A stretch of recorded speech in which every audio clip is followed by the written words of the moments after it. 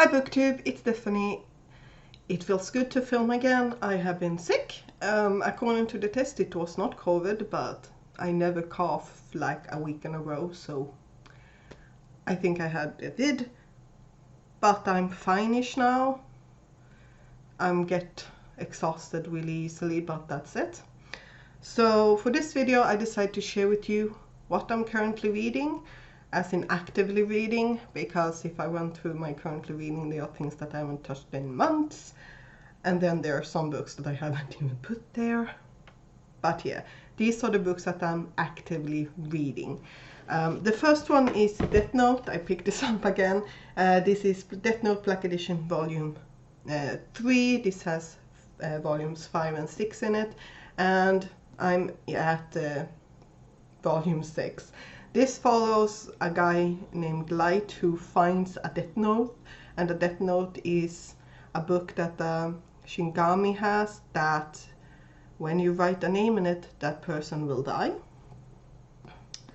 So that's what this is about. It has been many twists and turns so far when it comes to the plot, and I'm really enjoying it. So this is what I'm currently reading when it comes to manga.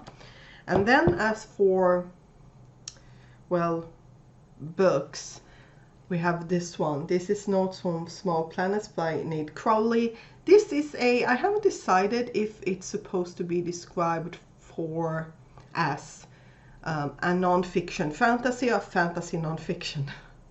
Because what this is that in this world that this book exists in, a couple of years ago, other worlds became available. Then they all of a sudden closed, and this manuscript for a travel guide was found in a publishing house that was written by a man called Floyd and Floyd Watt. And then we have some notes from his editor Eliza Salt, and they have included those notes in here. I'm just having a blast with this. It's very, like, you recognize things. We have Game of Thrones references in chapter 1. We also have definitely Middle Earth, Lord of the Rings references. It's a lot of fun. So yeah, and space references. It has been fun. This is the book that I decided to replace the first binding, because since I got sick there was no way I could read anything. So this is what I picked up instead. So this is for O.